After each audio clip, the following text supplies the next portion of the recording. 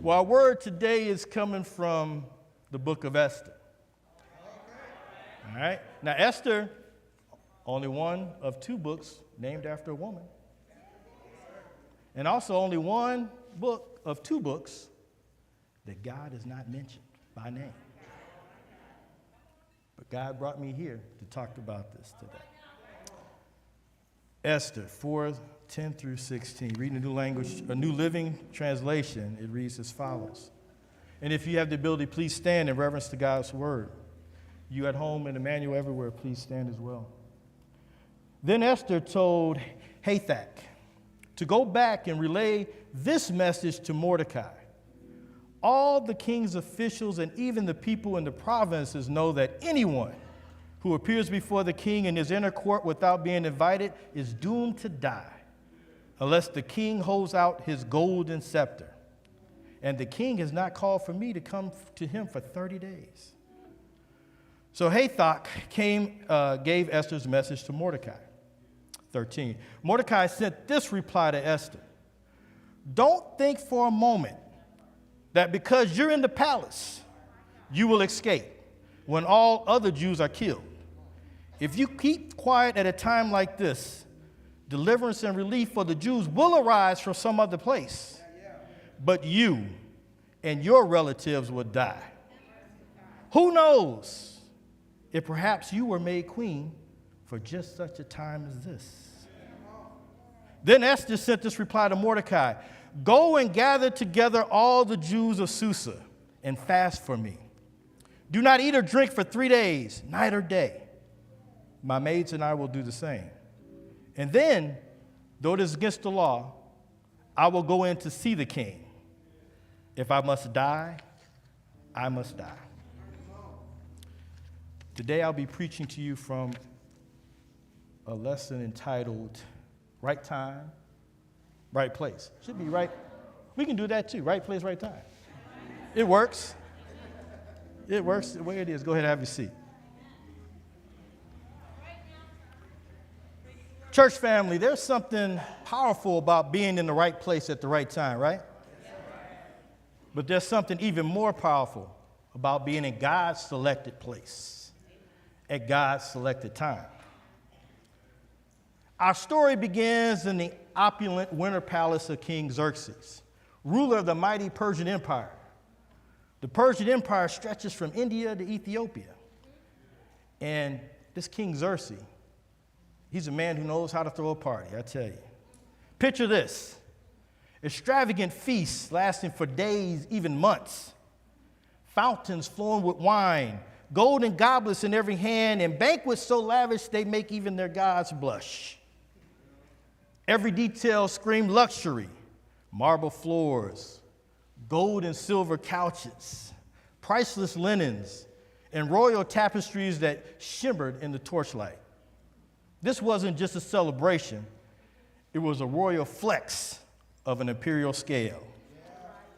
But beneath the glitter and the grandeur, trouble was brewing. In the midst of one of these legendary feasts, this one in particular lasted 187 days. King Xerxes, perhaps emboldened by the wine and some of his ego, commanded his queen, Vashti, to appear before him and his guests and to show off her beauty. But Queen Vashti, who knows that to appear before a group of drunken men is not only unwise, but against Persian custom. So she refuses. And just like that, the music stops. The room stills. Oh, no, she didn't. The queen defies the king in front of the entire empire. Shockwaves rippled through the palace.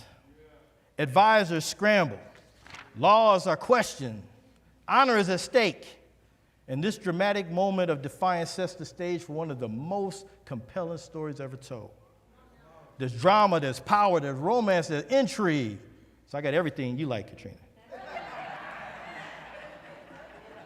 All of that is in this tale of destiny, courage, and divine intervention. So sit back, Prepare to witness history unfold in all its royal splendor. Now, I was going to have some actors play this out, but I thought that was going too far. So give me time. I can think of some stuff now. Enter our heroine, Esther, a young Jewish woman living in exile, far from the land of her ancestors. She's orphaned at a young age. She's being raised by her devoted cousin, Mordecai. You know, Mordecai, a man of wisdom, integrity, and quiet strength. But Esther, she's something special. She walks with grace, speaks with kindness, and carries herself with the quiet confidence of someone who knows who she is, even if the world doesn't yet. She's got charm, yes, but not that shallow kind. Hers is a beauty that runs deeper, a greatness that draws people in, a brilliance that sees through the palace games and political mess. And that smile, let's just say, is chosen not by chance, not by charm, but for a purpose that even she cannot yet see. You know, sometimes the most powerful stories begin with the most unlikely people. And Esther, she's about to step into destiny. So things heat up fast, you know. Enter Haman, the villain of our story, right? He's power hungry, arrogant, cunning, appointed to the highest rank behind only the king. He's ambitious, he's cunning, he's absolutely obsessed with Mordecai. You know, Mordecai being a Jew, his allegiance belongs only to Yahweh, to God. So he ain't bowing to Haman, you know, as others do. He don't care if the king says so. There's only one God. There's only one power that he has to abide by. But to Haman, this isn't just defiance, it's personal. He is enraged. But Haman isn't content with just punishing one man. Nah, his hatred metastasizes. It becomes darker, deadlier. He sets his sights on all the Jews in the entire empire. Genocide, that's his plan. And just like that, what began as a bruised ego becomes a royal decree. An entire people marked for destruction, sealed with the king's signet ring. All right, put a pin in here. Haman was an Agagite. I practiced that word. I still mess it up. He's an Agagite. He's a descendant of King Agag. Y'all might have heard of him. He was king of the Amalekites. So, you know, the Amalekites and Israel never got along because when his people just got free, when God selected, chosen people just got free, the Amalekites jumped them. God didn't like that. He told and wrote it down, told everyone that they are to be erased from the history of the world. So it's written down. So, you know, that's Haman's people. So let's talk about Mordecai's people. Mordecai was a Benjamite. He's a descendant of King Saul, who you know from 1 Samuel chapter 15. I think he was somewhere in that area last week. He was told through Samuel that he is to destroy the Amalekites, that not one is to live. Women, child, dog, cat, mouse, bird, everybody is to go. Everything they own is to be destroyed. But Saul, being who he is, you know, he decided to let King Agag live. And he took the selected sheep and all the good stuff for himself. So Saul was rejected by God as a result. And here we are. Back to our story. The clock is ticking, the threat is real, and once again, the fate of the Jewish people hangs in the balance. But Haman had underestimated something, or someone, because in the heart of the palace, a queen was about to rise. You know, it's the ultimate queen dilemma. Esther now sits in the palace, crowned, adorned, surrounded by luxury. But outside these marble walls, her people are in danger. A decree has gone out, death to the Jews. And she alone holds the position, the access, the voice that just might stop it. But here's the catch. Approaching the king without being invited or summoned, it's a death sentence. Even for a queen. You know, to speak up is to risk everything. Her comfort, her crown, her life. To stay silent, that means watching her people perish from behind palace walls. The weight is crushing. The fear is real. She could disappear into royal safety, continue to hide her identity, pretend none of this concerns her. But then comes Mordecai's message.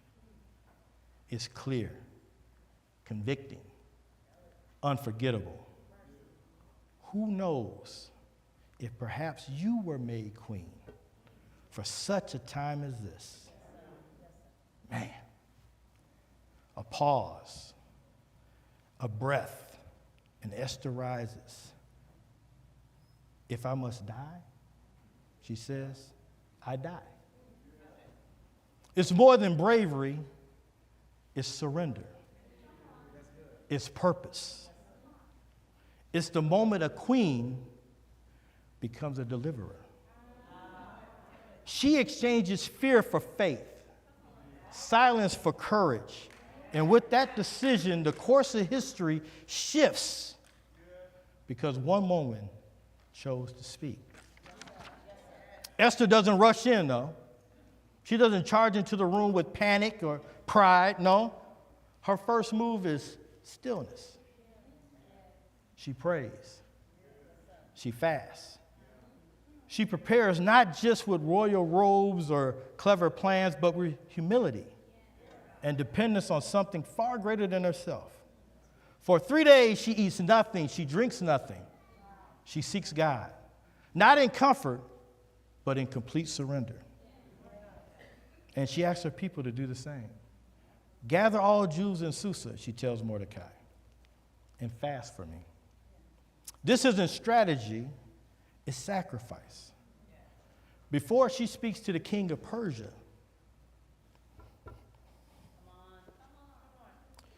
she speaks to the king of heaven. Because Esther knows this moment isn't about her. It isn't about her power. It's about divine purpose. And sometimes the strongest thing a person can do is wait, listen, and pray. Take a drink. You know, back in my church, they used to call me Reverend Boohoo. Because when it hit me, I wasn't too far away from boohooing up here. So across Susa, candles flicker in silence. Voices whisper ancient prayers. A people threatened with extinction now turns their hearts upward, clinging to the hope that maybe, just maybe, God has not forgotten them. When the third day comes, Esther rises, not just as a queen, but as an intercessor, a warrior clothed in grace. She puts on her royal clothes, not to impress, but to stand in the place she's been called to. Fully aware of the risks, fully surrendered to the will of God, and with every step toward the throne room, she's not walking alone. Oh no. She's walking with purpose, with prayer behind her, and with her people beside her, in heart, in faith, and in fasting. This is the calm before the storm, but Esther is ready. On the third day, the palace is still. The air is heavy with anticipation and fear. And then she appears. She knows the law. Approach the king uninvited and you die, unless he extends the golden scepter. And no one Not even a queen is exempt. Still, she walks past the guards, past the columns and the silence and the weight that she's carrying with her, thinking about what's at stake. And then she reaches the threshold. Inside, the king sits on the throne, looking in his robe and in his powerfulness. He's watching her. Unpredictable. Time seems to freeze. Esther stands tall, hands folded, heart racing, but she does not tremble. She waits for a gesture that will decide her fate. 1 second, 2 seconds. Then the golden scepter rises. The king extends it. She lives, but more than that, the door to destiny is now open. She has been received, and now the plan begins. Xerxes asks, "What is your request, Queen Esther?" "Up to half my kingdom, it shall be granted." Esther gives no panicked request. Instead, she invites. "Come to a banquet," she says to the king and to Haman. Intrigued, they agree. And so begins a masterstroke of wisdom and patience. One feast, then an invitation to another. Esther waits, guided by more than strategy, guided by divine timing. So hold on, put a pin here for a minute. So I got to talk to you about between the banquets. Okay, a lot of things are going on, a lot of parties going on in Persia. You know, they were getting down to the get down. But between the banquets, in between this first banquet and the second banquet, Haman leaves the first banquet full, happy, probably drunk. He runs into Mordecai. And then he becomes furious again. Because you know Mordecai, he ain't changing. He just looked at him. Everybody else bowing down around him. He just looking at him and going about his business. So Haman becomes furious all over again. He goes home to his family and his wife and, makes plans for Mordecai's death. He don't care about this death decree that's coming for the Jews. He's going to take care of Mordecai now. Xerxes, on the other hand, goes home. He has a sleepless night. Wine doesn't do it. So he tries what he knows will work, reading history. If nothing puts you to sleep, try to read some history. So, Xerxes, being the self-centered person he is, he doesn't want to read just any history. He wants to read his history. So he said, tells the servants to bring in the chronicles of his reign for him to read. And they come in, they drop the book down and open it to some random section and give it to him to read. And what does he read about? But the time Mordecai, who was sitting at the king's gate, informed him about a plot that he had overheard. The plot was to assassinate the king. Two of his eunuchs, who were right inside the palace, right outside his door, were furious at Xerxes. So they plotted to kill him. Mordecai dropped a dime. He went and told Esther. Esther told the king. They did an investigation, found out it was true. You know what happened to the two eunuchs. That was that. Mordecai got his name written in this book. But that was it. No fanfare, no reward, no title. So king thinks about that, and he asks his advisors, well, what happened? Why wasn't there anything done for him? No one had an answer for him. So now we go to the morning. Haman coming in. He ready to come in, not to start his day off right. He's coming in to start his day off wrong. He's coming in to ask Xerxes, can I take Mordecai and impale him on this 75-foot spear that I had built last night? So think of a spear, the big old pencil, 75 feet tall, and he wants to impale Mordecai on top of it. As he's running in thinking how he's going to say it and what he's going to do, before he opens his mouth, Xerxes asked him a question. He said, how should I give honor to a man who the king delights to honor? Haman thinking, the king is talking to him, So he describes an elaborate, over-the-top celebration, something worthy of him. Only to be ordered by the king to do all of that for Mordecai instead. So Haman is humiliated. But let me go back to our story. At the second feast, everything comes to a boil. Table is laid out, it's rich, the wine is flowing. Haman's chilling, he's lounging with confidence, bloated with pride, certain of his status, certain that he's untouchable. He didn't see it coming. Then Esther strikes. The king relaxed, pleased about himself, probably feeling a little wine too. Asks again, "What is your request, Queen Esther?" "Up to half my kingdom, it shall be granted." She rises, not trembling, not stalling. With a voice clear and steady, she speaks. "If I have found favor in your eyes, O king, spare my life and the lives of my people." The room chills. The king blinks, he's confused. She continues, "For we have been sold. I and my people, to be destroyed, killed, and annihilated." Xerxes rises in alarm. "Who would do such a thing?" he demands. And then at that moment, Esther turns to Haman, her eyes fixed, her voice unwavering.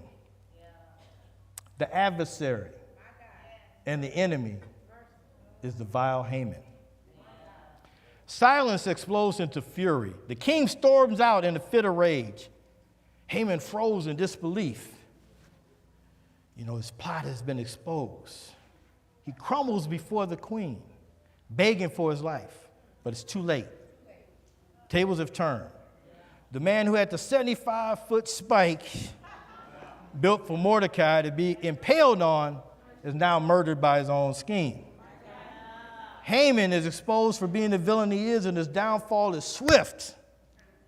The very method of execution that he built for Mordecai will become his own end. Pride laid the trap. Justice sprung it. But this is not where the story ends. With that particular threat removed, Esther and Mordecai face the next challenge. The decree of death still hangs over the Jews. The law of Persians, they believe their kings are gods. So whatever they say cannot be revoked. It goes into eternity. But the king, being moved by Esther's courage and Mordecai's loyalty, grants them a new decree, a chance to fight back. And when the day of reckoning arrives, the Jews are ready. No longer a scattered, silent people. They stand together, unified, empowered by purpose and royal protection. Their enemies are defeated, 800 in Susa, 75,000 empire-wide. What was meant for destruction became a day of deliverance. And Mordecai, the man once dismissed and dishonored at the palace gate, is now robed in royal blue and white. Oh, Sigma colors. I knew it was going to be something. That just hit me right now. Sorry, brother. Anyway. The man who saved the king now helps rule the kingdom. He writes decrees. He leads with wisdom. He became a symbol of hope and honor for his people. Joy erupts around the province. Mourning turns to dancing. Fear turns to favor. The Jews celebrate with feasting, gladness, and gifts. A reversal so complete is remembered for generations, continuing even today.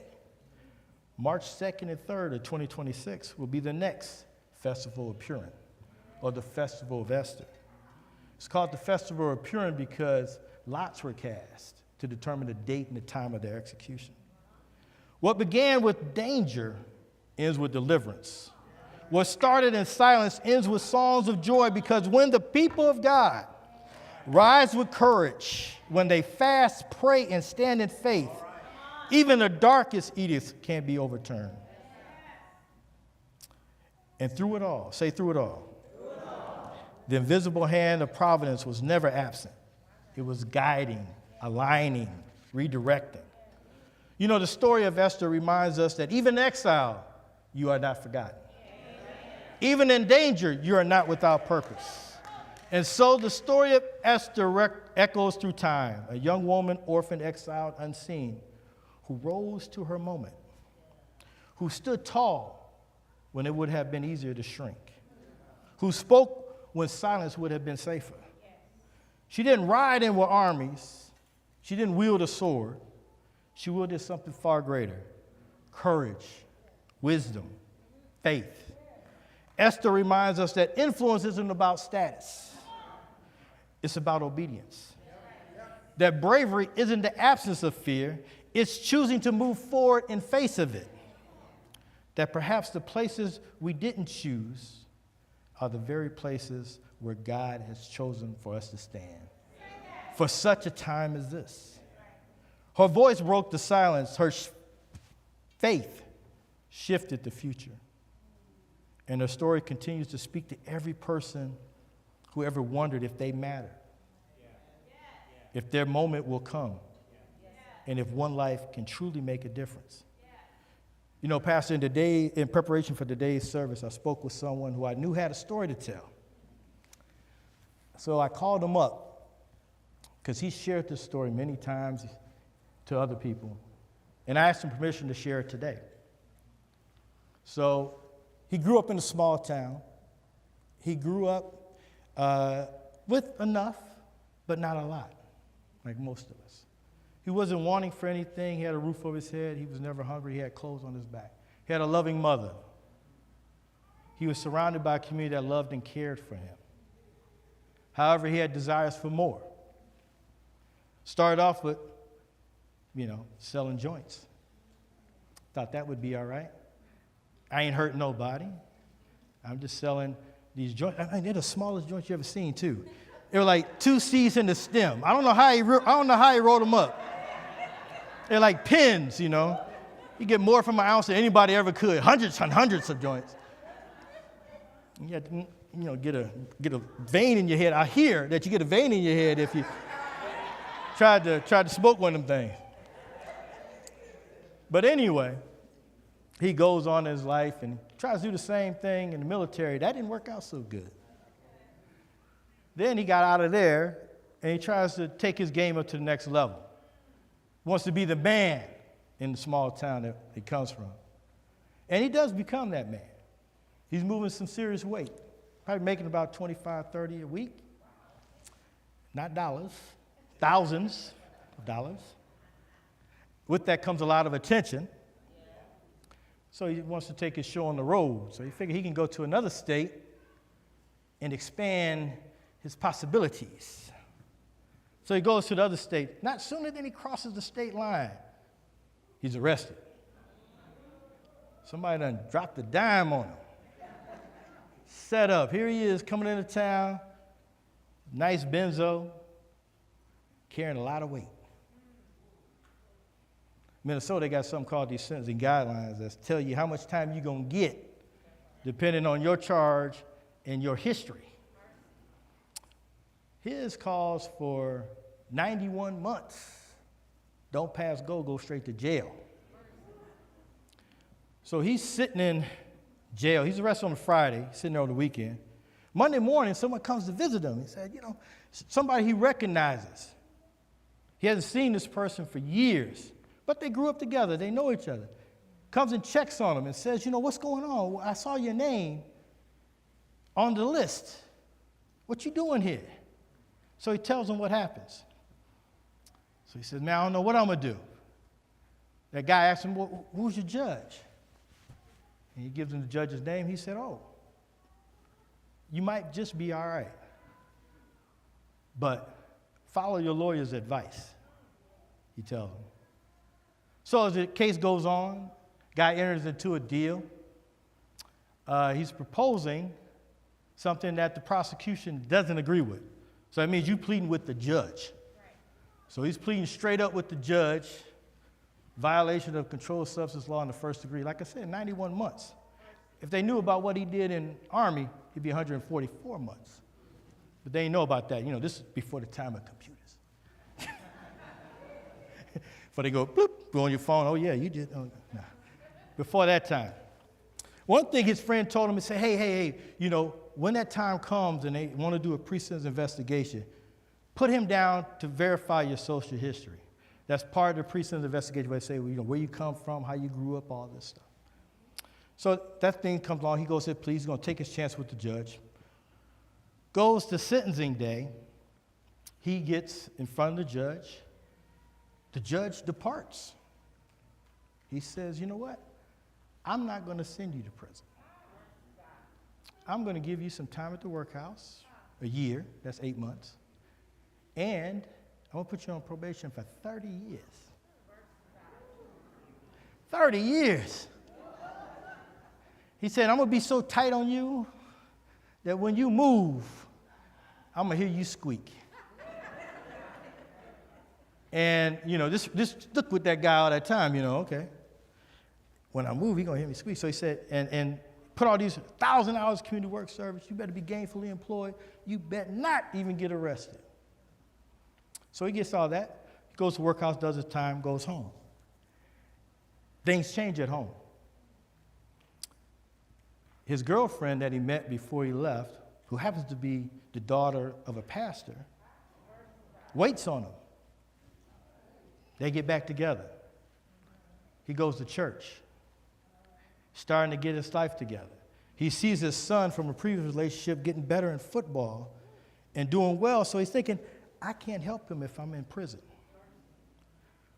He gives his life to God. He becomes a youth pastor. He becomes an assistant pastor. He becomes a pastor of a church. He goes back to school.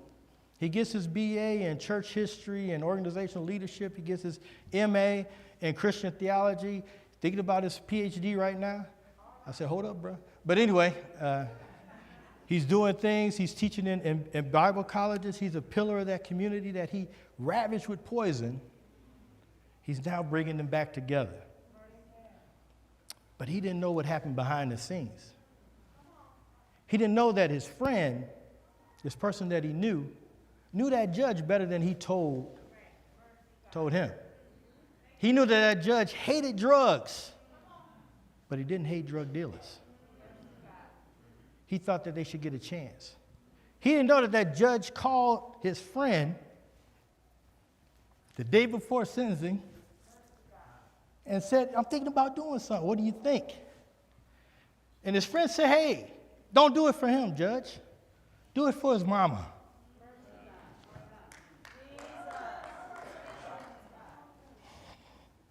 She put the time in. He knew better. He shouldn't have done none of the things that he's been accused of doing. Do it for her. Then 5 years later, the judge gets a letter from him telling him what he's been doing. Calls up the guy's friend again and says, hey, I got this letter. What do you think? I said, you the judge? I didn't say that. His friend said,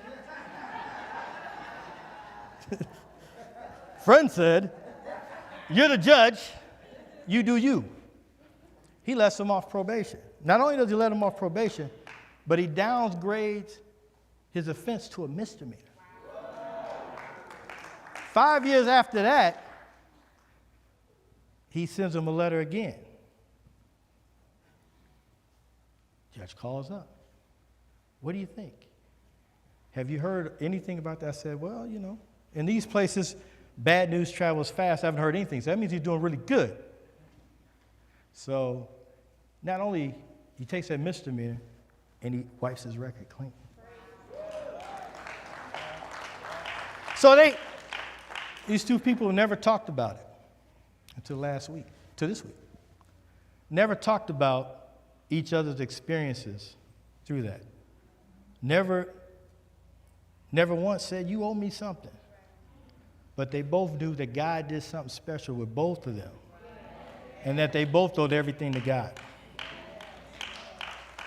So we live in a world that celebrates being lucky or in the right spot. But as believers, we don't believe in luck, really. We believe in providence. God's timing is not random. His positioning is not accidental. He has a way of orchestrating our steps so that even when we don't see his hand, he is moving us toward destiny. The book of Esther is a testimony to this truth.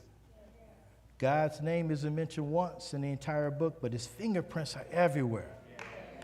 And if we look closely, we'll see that what looks like coincidence is really God's divine arrangement. Sometimes God's timing will push you out of your comfort zone. It will require courage over convenience. You know, when I was thinking about this word, I knew this word was for somebody today, because your comfort zone might be costing someone else their breakthrough. That conversation you've been avoiding, that stand you've been afraid to take, that prayer you've been hesitant to pray aloud, it may be your Esther moment. The story of Esther reminds us that what the enemy meant for evil, God can use for good. And that's not just a Bible verse. It's our lived experience. From slavery to civil rights, from cotton fields to corporate offices, God has a way of making sure his people are still standing. Black history reminds us how many of our ancestors started with nothing. Nothing but a prayer, and ended up with building legacies. They didn't have the connections, the resources, or the safety net, but God positioned them anyway. Sometimes, family, you won't understand why you're where you are. You may feel unqualified, underqualified, or overlooked. But remember, God doesn't position you by accident. Even if you're the only believer in your workplace, the only voice for righteousness in your family, or the only advocate for justice in the room, you might be there for such a time as this. Beloved, being in the right place at the right time isn't about luck, it's about divine assignments. Esther stepped into her destiny when she realized she wasn't just in the palace for herself. She was there for her people, for her purpose, and for God's glory. And so I ask you, what is your such a time as this? Who is waiting for your courage? What breakthrough might be on the other side of your obedience? Like Esther, may we rise with faith and say, if I die, I die. Knowing that if God placed us here, he will sustain us here. May we have boldness to stand for justice, the humility to seek God's guidance, and the faith to trust that we were born for such a time as this. And when we look back, we will see that it wasn't luck. It wasn't chance. It was God placing us in the right place at the right time for his perfect plan. Praise God.